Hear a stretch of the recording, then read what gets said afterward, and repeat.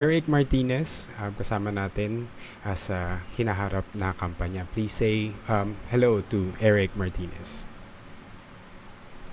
Hello, hello everyone.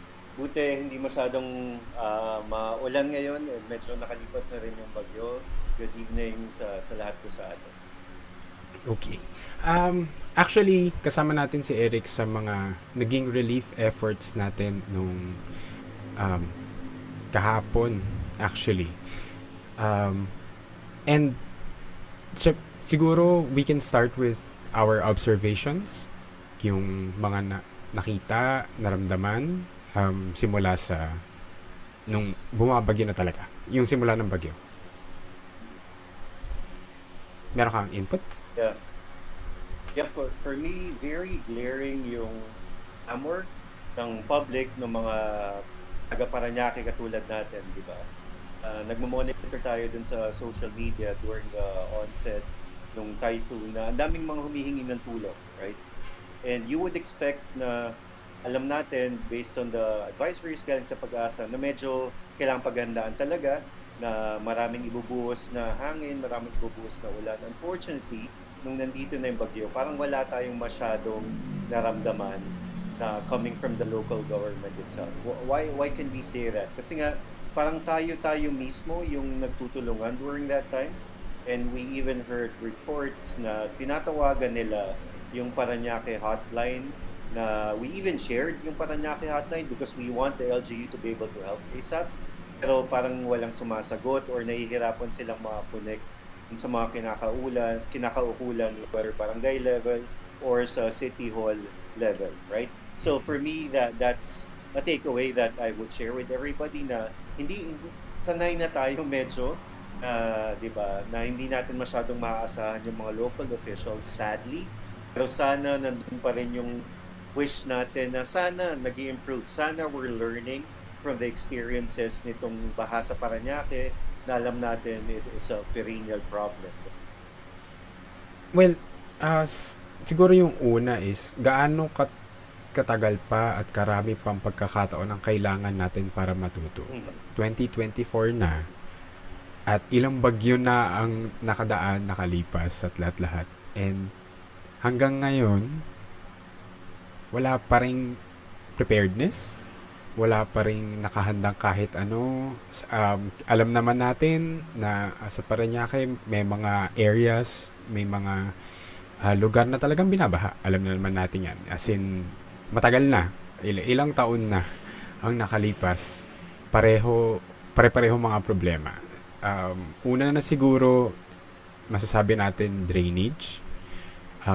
Yung problema ng may mga drainage na barado, yun yung isa. Sumunod, yung mga bangka na pang-rescue, yung mga malalaking truck na kayang lumusong sa baha, nasaan? Wala. Mhm. Yun nga, Correct. ang weird na sa akin, sa page ko, nag-approach yung mga tao na wala naman akong capacity na mag-deploy ng mga bangka, ng mga truck. Although, naghanap tayo ng tulong. Maraming salamat nga pala sa PNP Maritime sa pag-deploy ng mga trucks tsaka ng mga boats para sa pag-rescue sa ating mga kababayan. Sa mga ating kapwa, para niya kayo. Mhm. Parang it's very sad na it took yung PNP Maritime Affairs pa. 'Di ba as we know, we should be expecting a lot sa gobyerno natin, local government. Ang daming taxes that we're paying, ang daming taxes that are coming from the businesses. Pero yung basic expectation na yung mga rubber boats, pump boats even, and then yung mga amphibious vehicles na we're seeing that dun sa mga press releases nila, sa mga posts before. Pero bakit during the onslaught, yung storm itself, parang medyo, di ba, napakapayak yung response na nakita natin. Bakit sa ordinary citizen pa na si Drew Uy, lumalapit yung mga tao na, uy, nandito kami sa SM Sukat. Parang inabot yata sila ng 3 a.m. doon, stranded, until a big truck from the PNP Maritime picked them up, di ba? Mm-hmm. And Hindi lang yon, yung mga, ang dami nag-report na, yung meron daw senior citizen na nakatira sa isang location, kung pwede ba daw paki-check or kung nandun pa, paki-ligtas. And then, meron pang iba't ibang parts. Merong isang parte na bumagsak daw yung poste ng kuryente. Siyempre, delikado kasi bumabaha, di ba? Tas poste ng kuryente yon. Hindi natin alam kung anong nangyari at anong mga possible na pwedeng gawin. Dahil, well, wala naman sa amin dalawa ni Eric yung may background tsaka training pagdating sa relief operations, sa rescue and relief operations. Um, Sorry, may tanong. How vulnerable to disasters is Parañaque as a city? There are areas more vulnerable than others based on our mixed geography. Which areas would we concentrate on with disaster response? It's as simple as, sorry, yung ano kasi 'di ba? Yung parang meron ako nakitang isang video na dati daw na may bundok sa Parañaque. So parang doon pa lang based on that knowledge, yung sa pagkakaalam natin na gano'n, may parts na pababa, may parts na paakyat ng Parañaque. Malalaman naman natin yan. As in, kahit na simpleng test lang na i-roll mo lang yung bola at malaman mo lang kung saan pumunta yung bola, edi malalaman mo na kagad. As in, yun pa lang from literally ikaw mismo bilang ordinaryong mamamayan, doon mo malalaman. Kung dumare-diretso yung bola, edi mas, alam mo na mas medyo nasa mataas kang elevation. Although, meron na rin naman talaga tayong mga detalye, mga research, geographic na impormasyon tungkol sa kung gaano kataas tayo sa sea level, kung nasaan tayo ngayon. Meron na rin Google Maps, Google Earth. Lahat ng impormasyon meron tayo. Kasi madaling mahanap yan. Ang kung kaya kung kaya ko lang bumili ng pump boats or truck para mag-rescue. Tama. Kung meron lang kaming kapasidad at kung marami lang kami sanang pondo, madali na lang naman mag-allot ng mga teams bawat barangay para sa mga rescue operations kung meron man at kung pwede man. Kung meron lang kaming kapasidad tulad ng lokal na pamahalaan, siguro madaling gawin yun. Hindi pala siguro. Nagawa na ng ibang syudad. Meron na tayong mga references kung paano siya ginagawa. Meron na tayong mga precedent ang tawag nila sa pagdating sa law, di ba? Yes. And to add to your answer, parang syempre we always are data driven. We look at the data, di ba? Apart from the commonsensical na alam naman natin kung anong historically binabaha dito sa Parañaque, we look at all of the models. Let's say yung NOAA. Although NOAA was defunded, the big implementation, blanket implementation, diba, sa buong bansa, meron pa ring parts ng NOAA that are existing because of the efforts ng UP. So simply by looking at that, you already know the flood-prone areas in Parañaque, like which is going to be flooded every time may buhos ng ulan. Makikita mo kagad doon on a street level where we need to concentrate the resources of the government, right? So with that information pa lang, alam mo na kaagad na okay, at this point, at this particular funnel point or choke point, binabaha dito historically. So there needs to be X number of pump boats, X number of, let's say, nearby outlets coming from the government na dapat quick yung response, right? And one thing na minomonitor namin during the time na yun, we have to credit na very useful yung information is the page or the information coming from the Disaster Response Management Center ng Parañaque. Nakalagay doon yung major intersections where it's flooded and what's the current status, right? So we need to be able to expand on that information. So hindi lang listahan dapat merong nakatutok na CCTV camera on every choke point. Meron dong identified, I would say, mga 25 or 30 or 35 flood-prone areas. There should be very accessible, let's say, access points sa internet man yan, sa Facebook man yan, na makikita ng mga Parañaqueño. Kasi hindi naman lahat may data, hindi naman lahat makikita kung ano yung image na yun. Everybody should have a quick view. Okay, ganyan na ba kababa? Gutter level na ba? Knee level na ba? Diba? And imagine nyo, alam na nung Parañaque local government itong information na to. Why are we not seeing any response? di ba? Alam na natin na sa, for example, sa SM Sukat, unpassable to all types of vehicles, right? Hanggang chest deep na. Where was the local government in the SM Sukat area na every time na lang bumabaha ng malakas, di ba? Lawa na yun ng SM Sukat eh, di ba? Well, hindi lang SM Sukat. Ang dami, di ba? Ang daming naghahanap ng. Ang dami nung nasa listahan. Yep. And parang ipatong na rin natin kasi may tanong, how would you assess yung current flood control and waste management measures dito sa Parañaque? Let's start with the first one. How would you assess the current flood control management? Meron ba? Number one, meron ba? At kung meron man, nasaan? Kung merong management ng flood control, for example, di ba dapat na may nakahanda na hindi lang masasabi yung mga evacuation, yung mga pang-evacuation na tents, yung evacuation center mismo, hindi lang naman yun eh.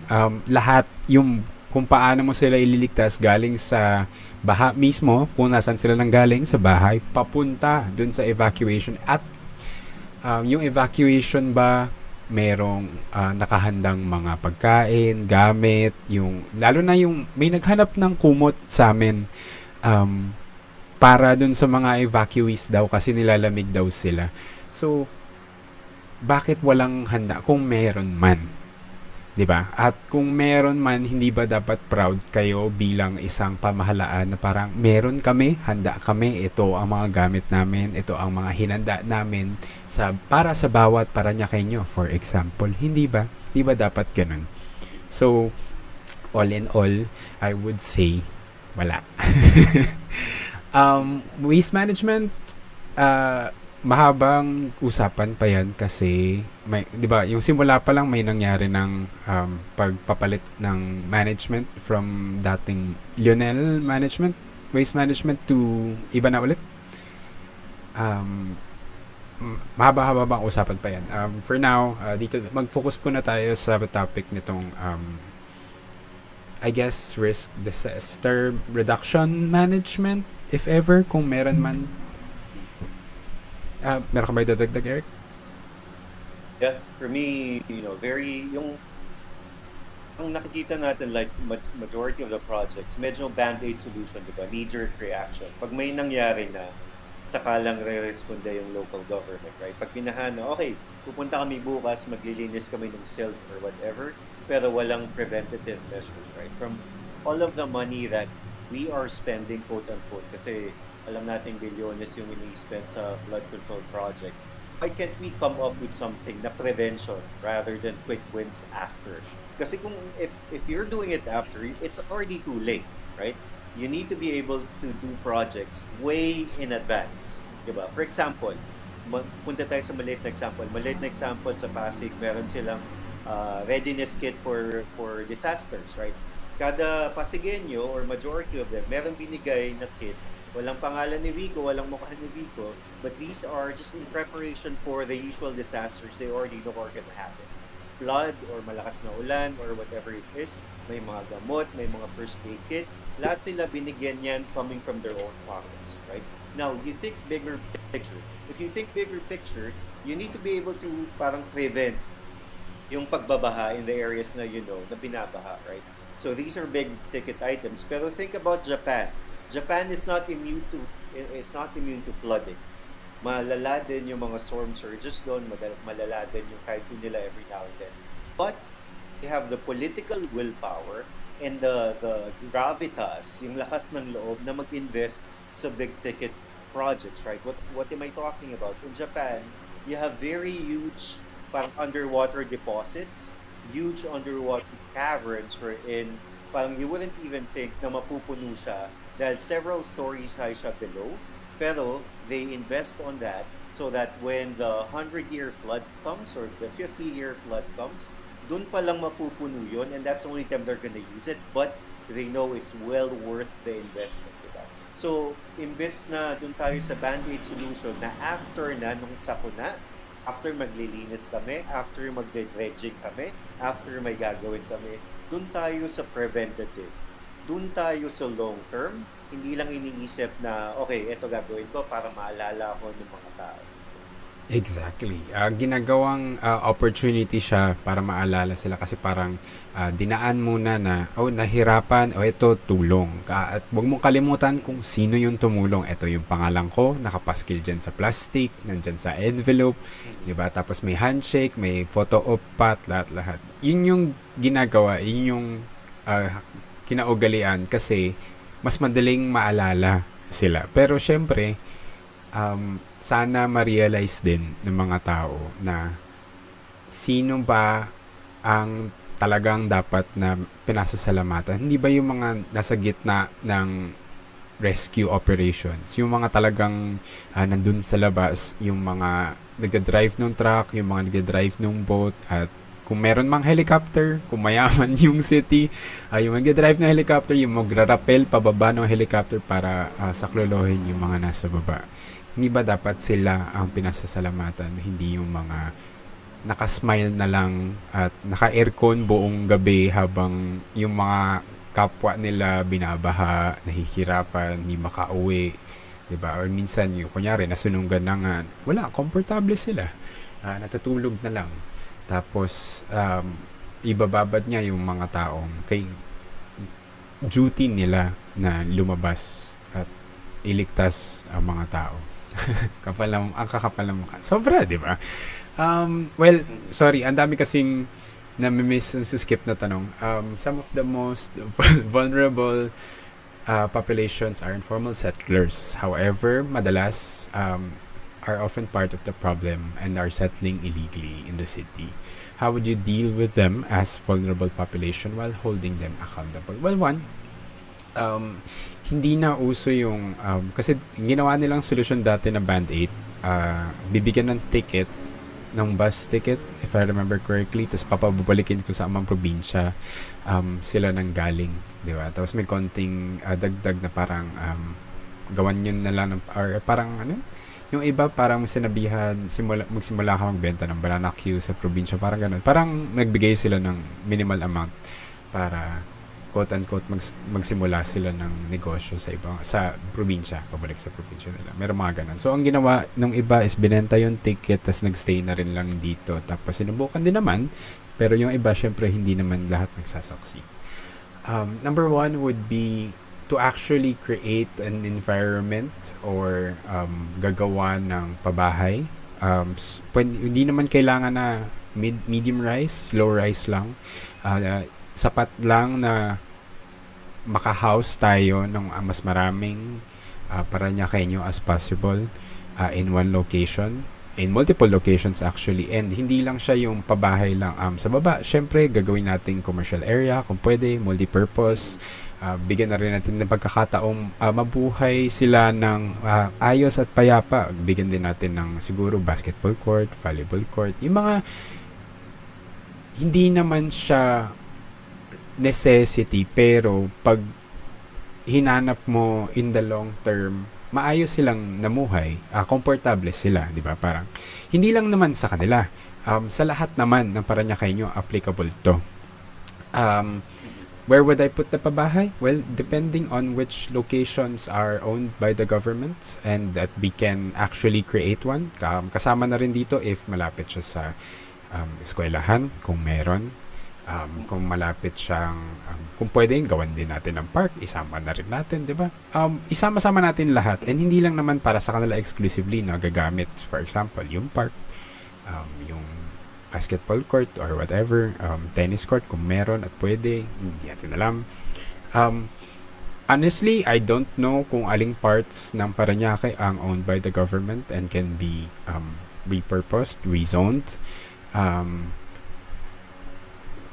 na pwedeng gamitin, pwedeng bilhin, pwedeng tayuan, create a community for the pabahay project. Yes, exactly. Yun naman yung point. Kasi hindi, pangit naman na kunyari, maghanap tayo ng isang location sa labas mismo ng Parañaque. Parañaque pa rin siya, pero sobrang layo. Tapos sabihin lang natin pabahay. Tapos bahala na kayo maghanap ng trabaho, bahala na kayo pumunta sa gitna ng city para sa mga trabaho nyo, sa mga businesses nyo kung meron man, di ba? Parang ang pangit pakinggan na masabi lang na merong Mhm. bahay. Di ba? Di ba, Eric? Yep, we've seen that time and again sa past national administrations like sa NHA. Let's cite the NHA for example. Ang dami nilang ginagawa mga pabahay, the far-flung areas. They don't consider sino ba yung titira doon, di ba? Like yes, bibigyan mo ng bahay, pero itatapon mo sila, let's say, sa kaduluduluhan ng Cavite. Ang dami ngayon sa dulo ng Cavite na NHA pabahay that are still not turned over or na turn over man, walang tumitira. Kasi nga, wala doon yung hanap buhay nila. They have no means to get in and out of the house that you gave them. So parang yung sinabi mo nga, you're just ticking off a checklist na okay, ginawa na namin to. Okay, naka 1 million pabahay na kami. But you have to consider the human element. So kung magpapagawa man tayo in some areas of Parañaque, you have to think about all that. Or there are ways for them to get to and from their living area sa kanilang hanap buhay. Meron bang makakainan doon? Meron bang commercial centers? Everything that you mentioned, right? Na this is you telling them na okay, hindi lang namin kayo ililipat, but we're also gonna give you a livable space. We're also gonna think about your future na hindi lang dahil we want your votes in the short term, and then in the future, bahala na kayo sa buhay. And yun nga, since ililipat naman natin sila sa mas maayos na lugar, na maayos na pabahay, yung kung nasaan sila ngayon, usually naman magsama-sama sila.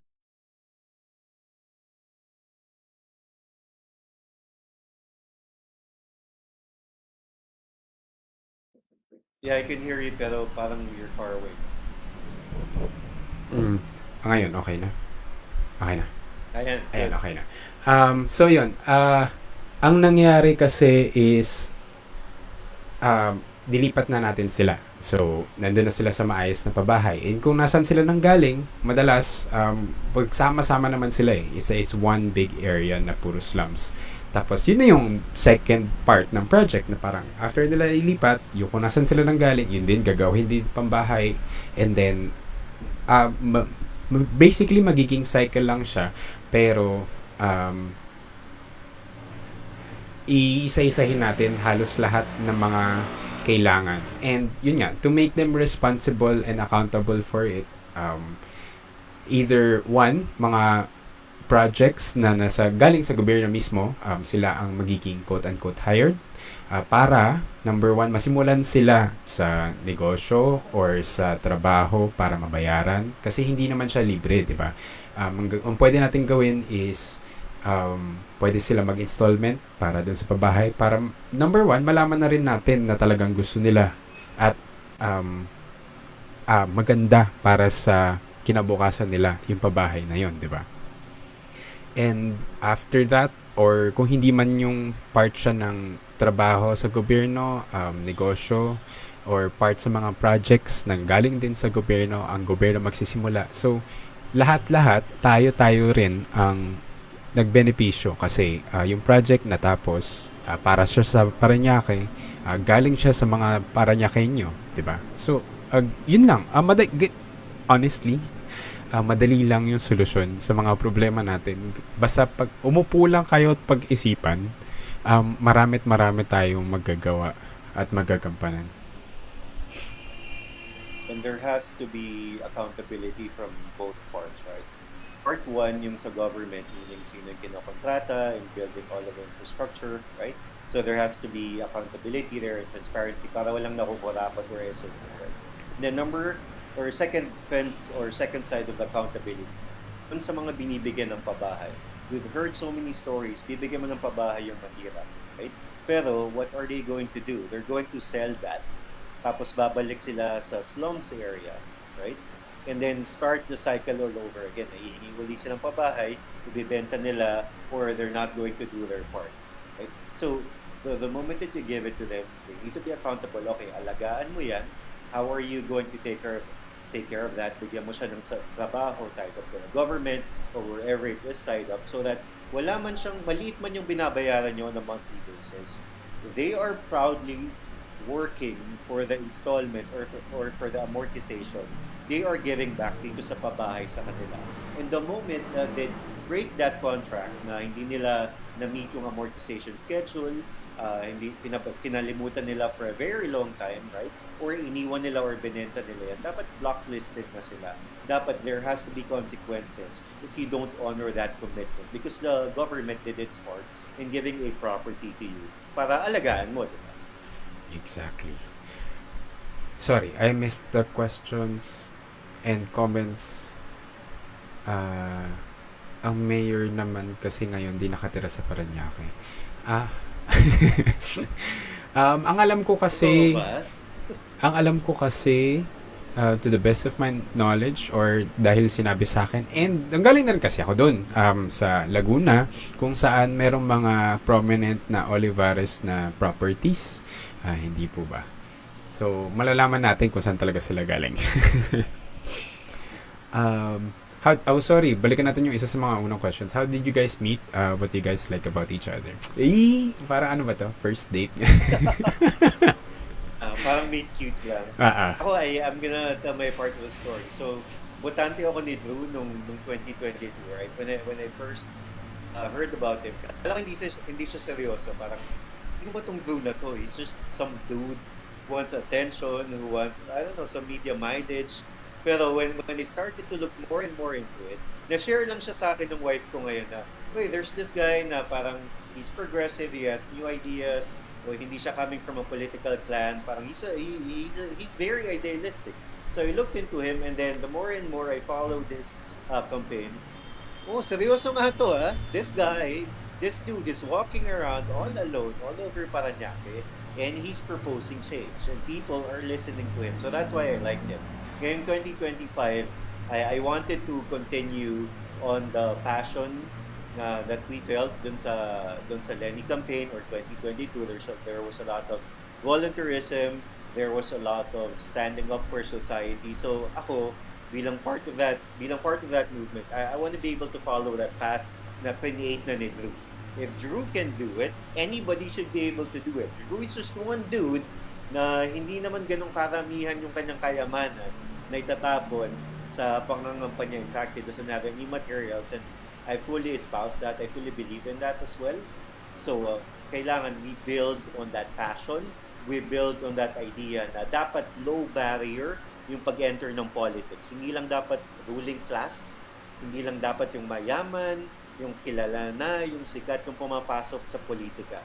Money should not be an issue. What should be the qualification would be, kaya mo ba? Meron ka bang kapasidad doon sa position na ina-applyan mo? And then number two, do you have the passion and the time to dedicate it? And I think I fulfill that.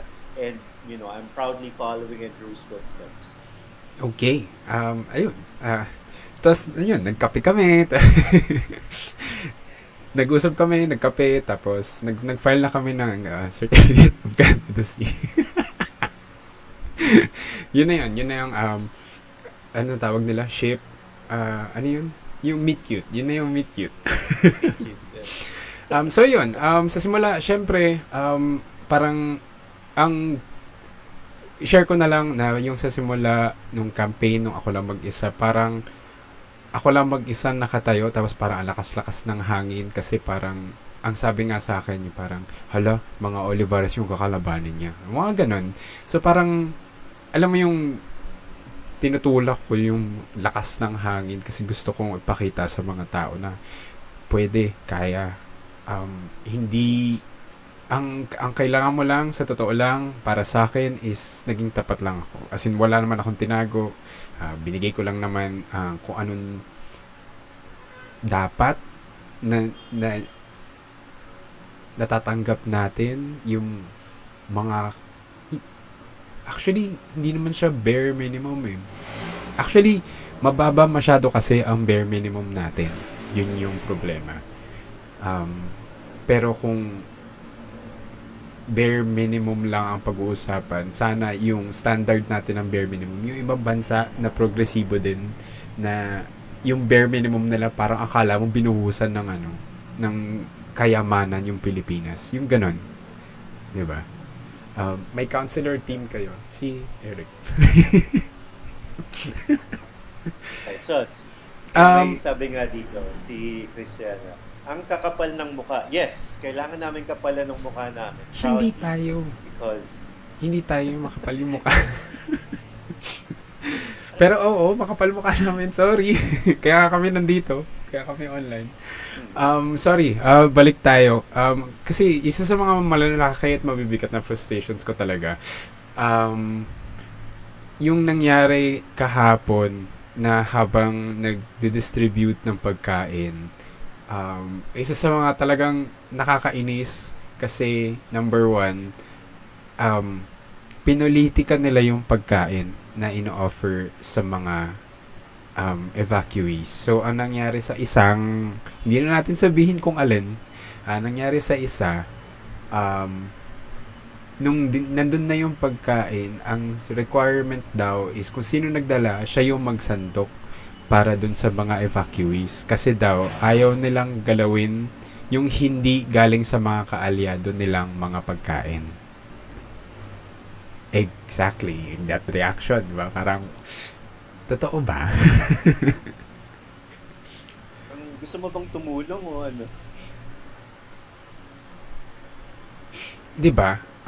So yun, parang bakit ganun? Bakit may favoritism sa pagkain? Eh hindi naman para sa inyo yan, para sa mga evacuees na kinailangang tumakbo, lumusong ng baha para lang maligtas sila, di ba? Tapos yung iba, yun nga, may mga dala pang mga sanggol na nandun, tapos ipopolitika mo yung pagkain na para naman sa kanila, hindi naman para sa inyo.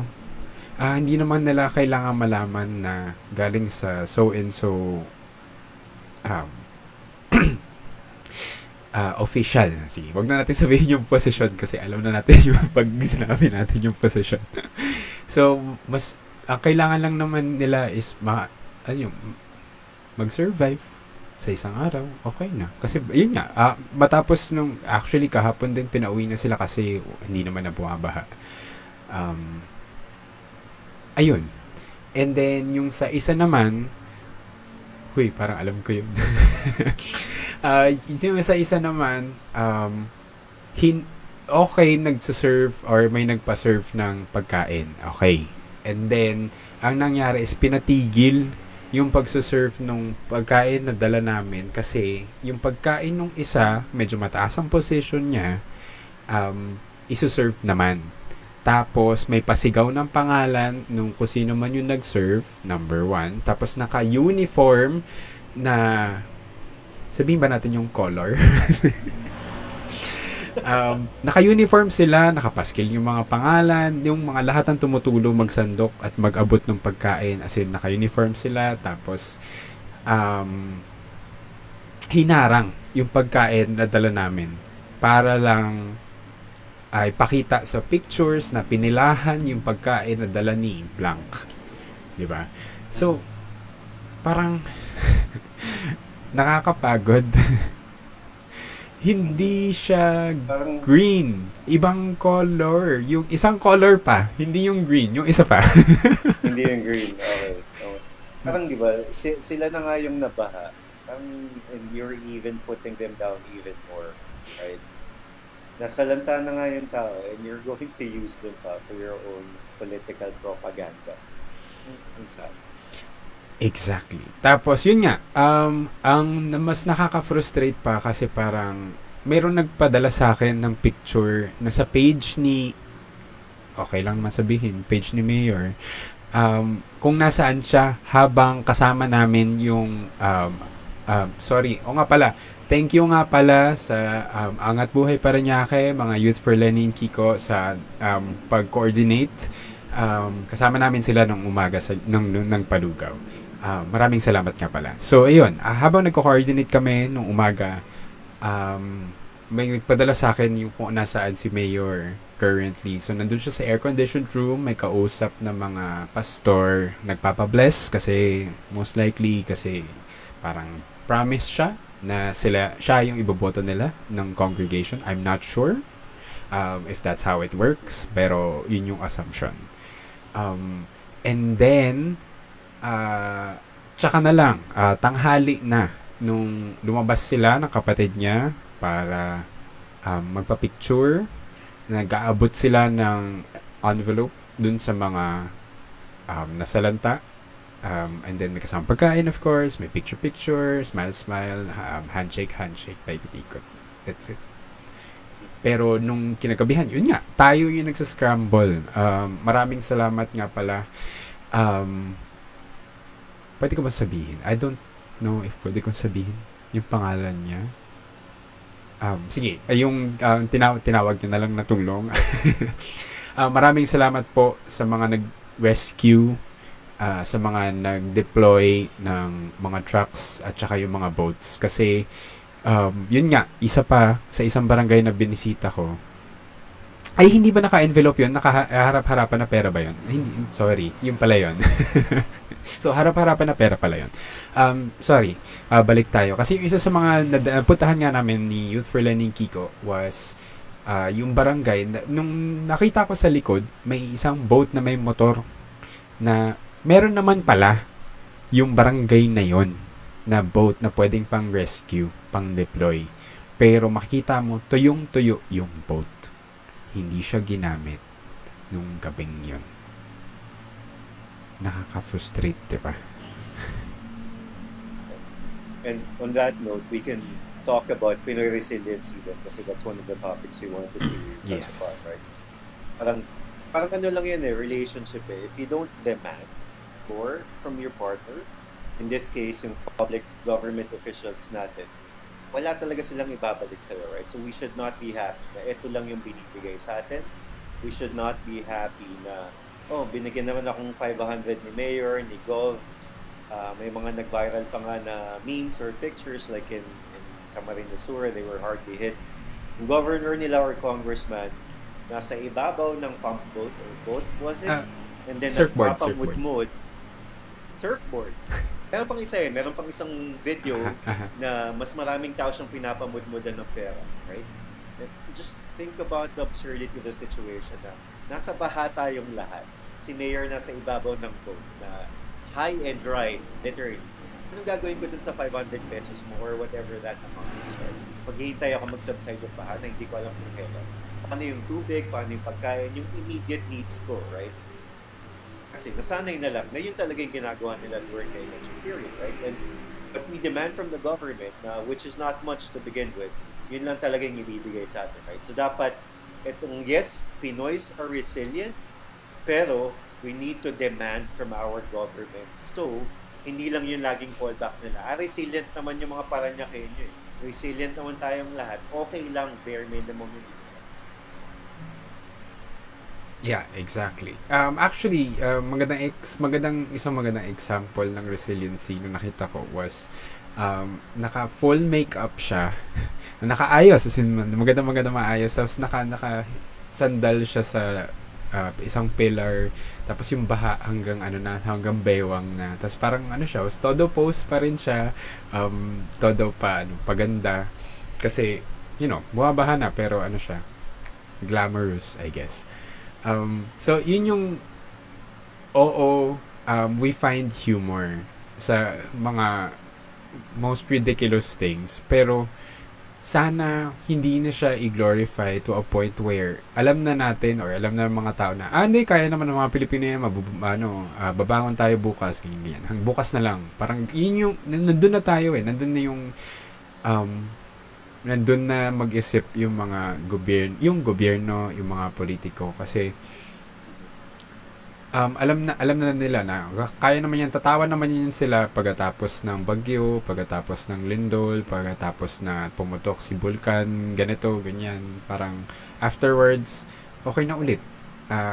Abutan mo na lang, okay na sila, masaya na sila, babalik sila. Bigyan mo lang ng cup noodles, bigyan mo ng 500, happy na yung mga Pilipino na yan, right? So going back dun sa analogy ng relationship, kapag hindi ka nag-demand, kapag tameme ka lang, di ba, masaya ka lang, lagi kang nakangiti, okay lang love, okay lang lahat, it's going to turn into an abusive relationship.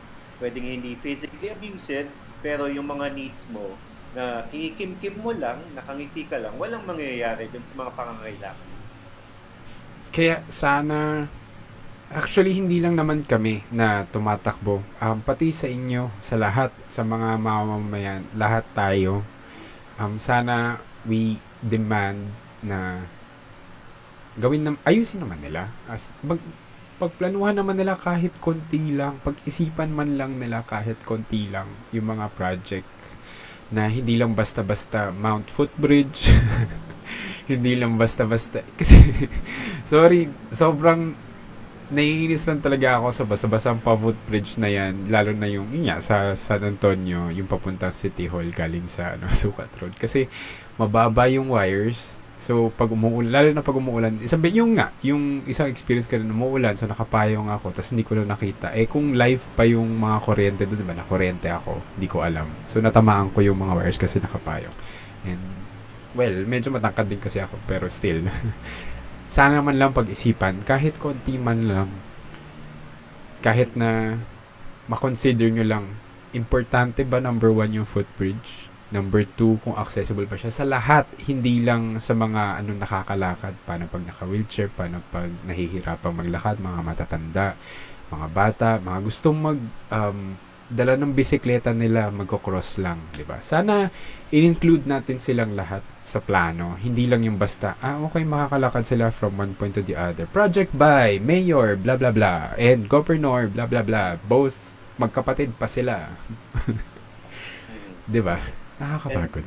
'di ba, it's deliberate na they're investing dun sa mga quick wins na mag-lead sa name record, diba? Pag naglagay ka ng footbridge, pag naglagay ka ng kung anong infrastructure dyan na mabilis lang itayo, pwede mo nang islap yung pangalan mo from barangay captain so and so, from the mayor so and so.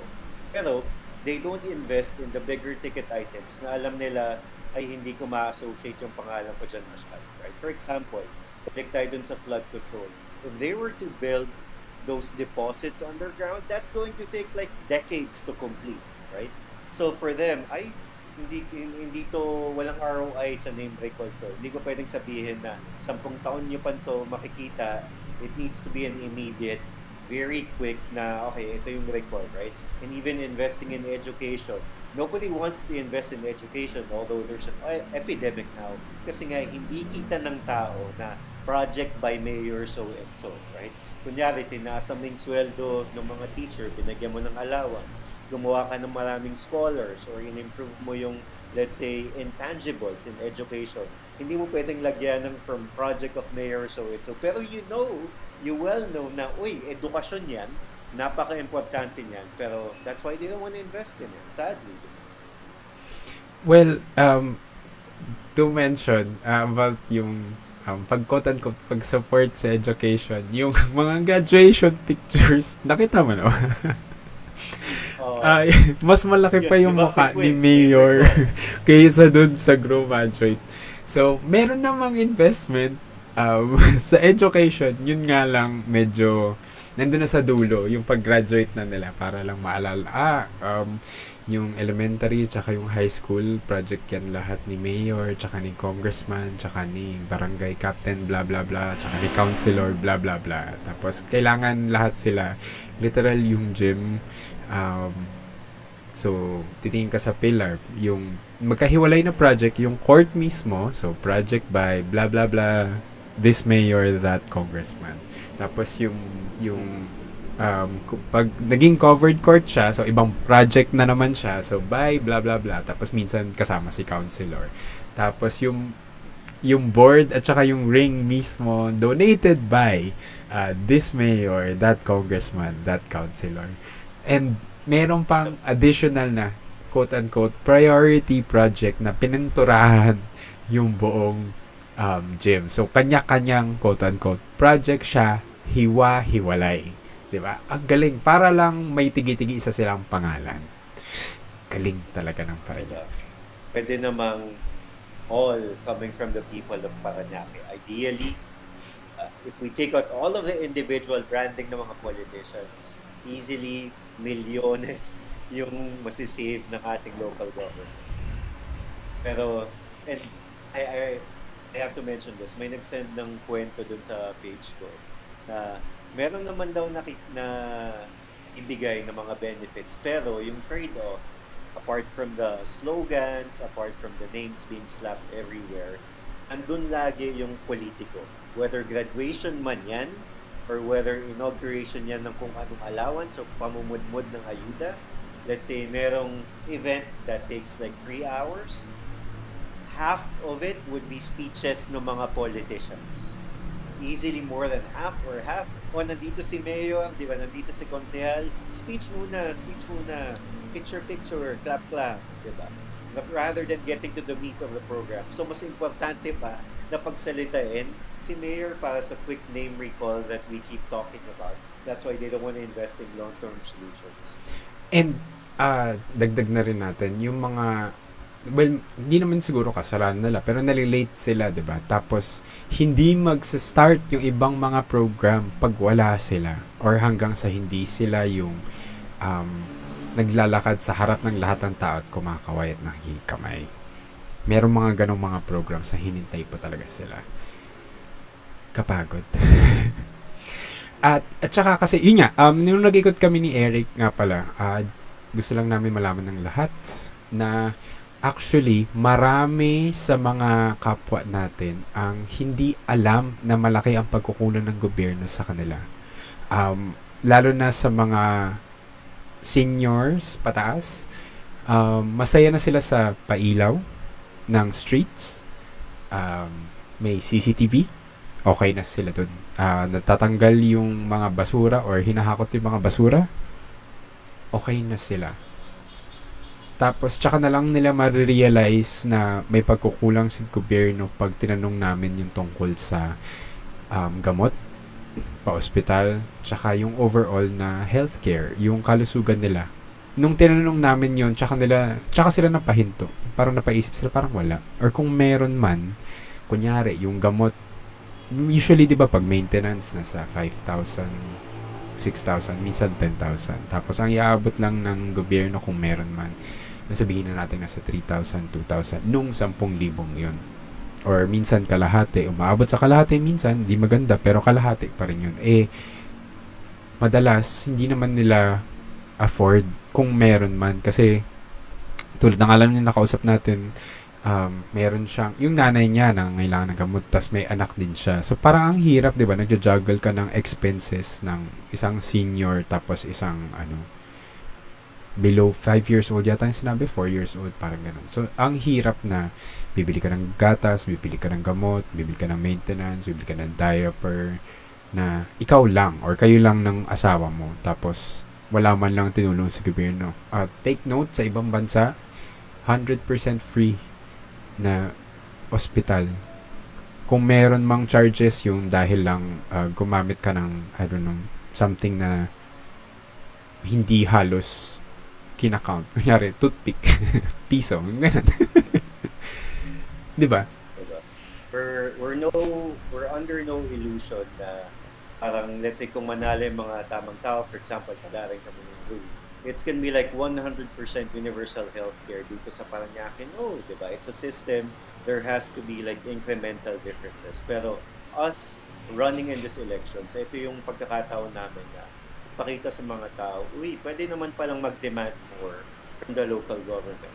Pwede naman palang hindi lang forever Pinoy resiliency na wala na akong i-expect sa government kahit na ang laki nung kinukuha from my income tax, kahit na ultimo sa pagbili ko ng kahit ano, meron 12% na patong for the VAT, di ba?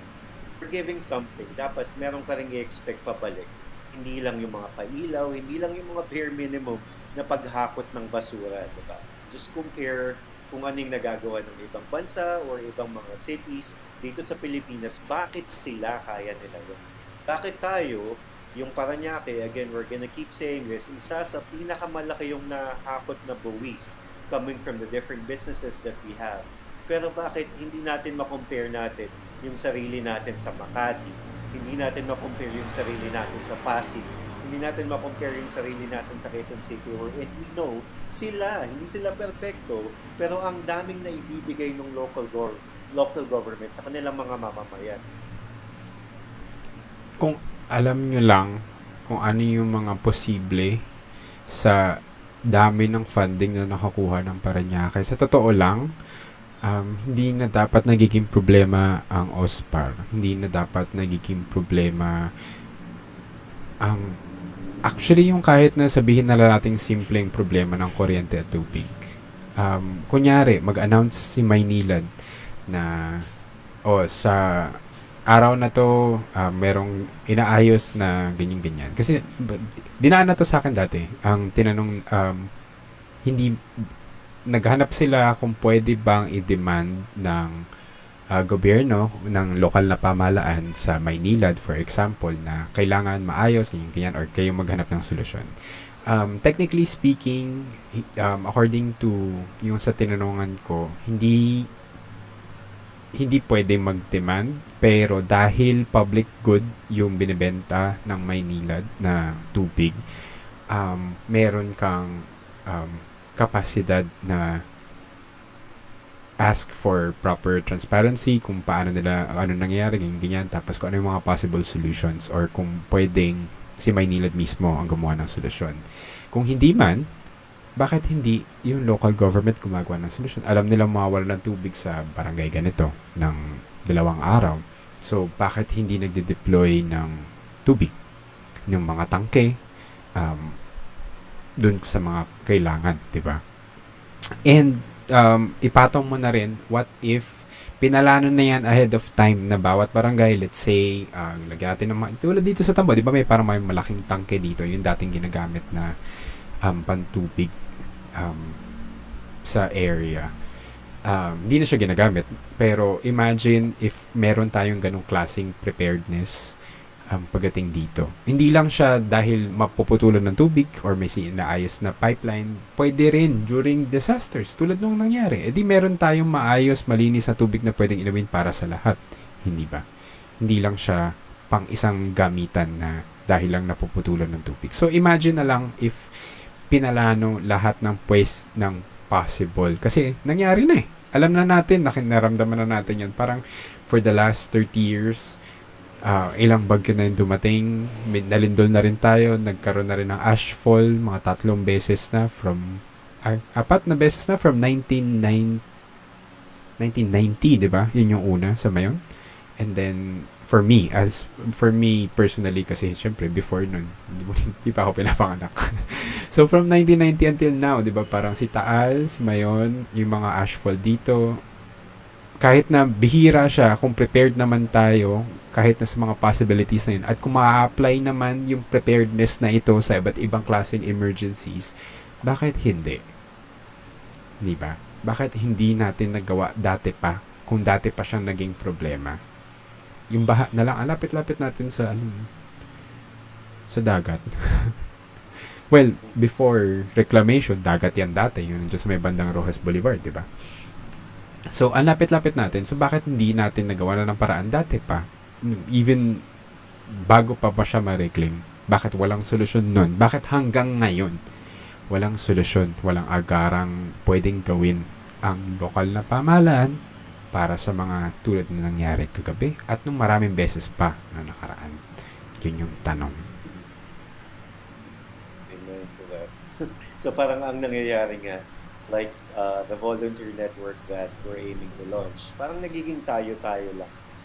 Like during times of disaster, tayo-tayo yung nagbabalikatan, tayo-tayo yung nagko-coordinate na, uy, baka kailangan ng tulong dito sa side na to, how can we help them out, right? So, diba, nandyan yung government, we need to be able to lean on them. We have to remember, hindi pipitsugin yung pinapasweldo sa ating mga local officials. In fact, the Philippine government, let's say, infrastructure is one of the highest paid in the world. Napakataas ng pasahod natin sa ating mga national officials, sa mga local officials. So we should be expecting a lot from them. Hindi kinakawaan sila mayor, hindi kinakawaan sila vice kung medyo nagiging busy sila. They are being paid for that. We should be expecting a commensurate amount of effort coming from it.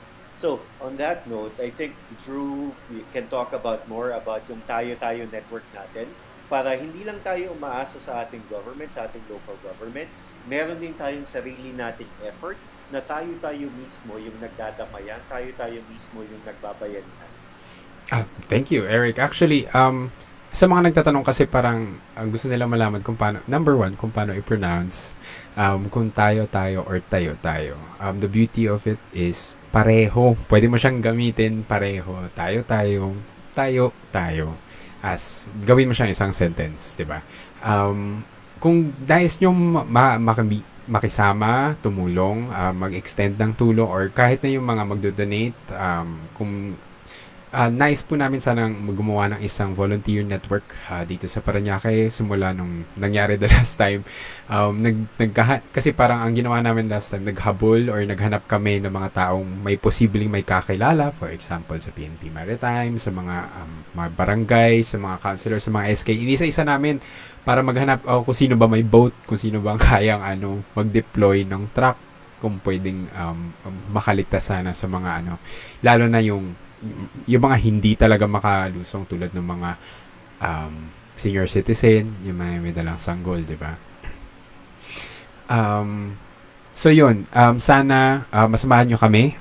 Kung nais nyong mag-volunteer, mahanap naman po siya, public naman. Kailangan nyo lang mag-apply sa Tayo Volunteers. Pero kung nais nyo naman, pwede naman kayo mag-message. Meron na rin pong link na nakahanda sa message na para i-send na lang po sa inyo. On that note also, kailangan lang namin ng tulong. Kailangan namin ni Eric ng tulong. Kasi yun nga, merong gap yung older generation sa atin. Sa mga millennials and up to Gen Z, I think Gen Alpha hindi pa sila makakaboto, no? Or meron na. I'm not sure. Anyway, kasi tayo na nandito sa space na to, sa online space na to, nagkakaintindihan tayo. Alam natin yung mga kailangan. Alam natin, aware tayo, namulat na tayo sa katotohanan. Magkakakampi tayo dito.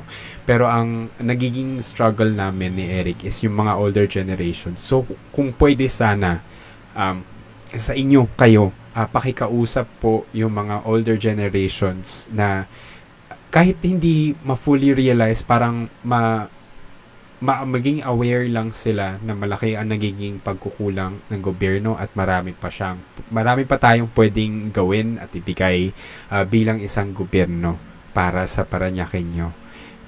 Kung pwede lang spread the word, spread the news, kasi madalas hindi naman sila nasa TikTok, madalas wala naman sila sa YouTube, sa Facebook, wala naman sila madalas pakialam dyan, di ba? Hindi na nila generation yun nagbubukas-bukas ng social media para lang, wala lang, trip lang, tingnan ko lang kung anong nangyayari sa labas. And one thing I'm gonna add as well, na alam natin medyo pare-pareho tayo ng ideals dito, that's why we're sticking together from the 2022 Kakamping movement, if I may. Pero we should not be afraid to go out of our echo chambers. Diba? Politics, at the end of the day, is a game of addition. So kung tayo-tayo lang yung mag-uusap, yung mga magkakamping, for example, we're not going to grow in numbers, right? And that's the last thing we want to happen kasi nga we need our message to be spread out, even outside, all the more outside our echo chambers. So kami ni Drew, makapal yung mukha namin, diba? Lumalabas kami madalas so that we talk to people on the roads and the markets. We're not afraid to spread our message. So kung makwento nyo kami sa mga kakilala nyo na hindi pareho ng binoto ng 2022, that's the only introduction that we need. Makapal yung mukha namin, we're doing this because we're passionate about this. Help us that way because we should not be excluding ourselves from other people na medyo hindi like-minded. Kasi pareho tayong Parañaque, no? Pareho tayo na merong stake dun sa transparent and accountable government na pinopropose natin. Mabuhay daw ang mga makakapalang mukha. Thank you, Matt. So yun, kung pwede at kung maaari, wala namang kaso kung kami yung sumagot sa mga katanungan nila. Kung pwede nyo dalhin dito sa mga live na sessions every Saturday, wala namang pong kaso pag sinasagot namin yung mga katanungan nila, or kahit personal message, one-on-one, wala namang kaso sa amin. Sasagutin namin lahat yan. Kasi sa lahat ng mga tatakbo, kami dalawa, siguro plus minus 2 or 3 other people.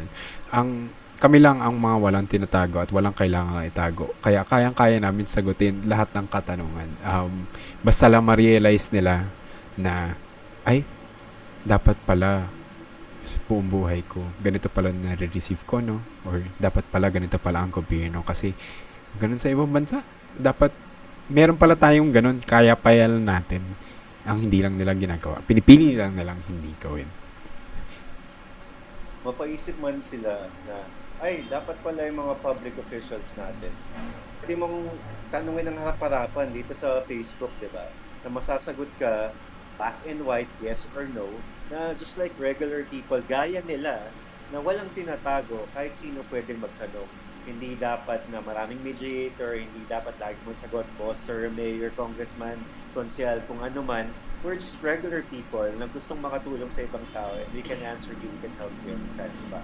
Kaya naman, kaya mang regular na tao yung maglakas ng loob for a government position. Yes. Okay, on that note, kasi meron pang kailangan gampanan si Eric sa ibang parte ng kanyang buhay.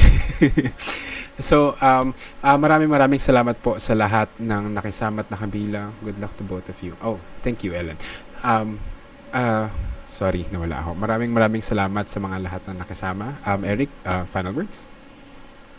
Yeah, on that note, paki-like po, paki-share, and comment para dumami yung ang ating crowd, dumami yung ating mga kapanalig, dumami yung ating family in this volunteer network na tayo. We want to build that para sa susunod na may sakuna o may kailangan tayong tulungan na kapwa taga Parañaque, madali na magtawag tayo ng kakampi natin dito sa tayo na volunteer network na gagawin natin. Maraming salamat and hopefully next Saturday you can join us again. Yes. Maraming salamat po, Parañaque. Nandito lang po kami kung kailangan nyo. Sinusubukan po namin palakihin palalo yung network para sa susunod na pangangailangan, sure na tayo, makakatulong tayo agad-agad. Hindi na kailangan pang mag-scramble para maghanap ng ibang tao. Maraming salamat po sa mga nagstay. Maraming salamat po kung bago kayo at nakinig kayo at least man lang na-curious kayo sa mga pinagsasabi namin dito. Muli, ako po si Drew. Eric? Muli, ako po si Eric Martinez, tumatakbong konsehal sa District 1. Thank you. Maraming salamat po.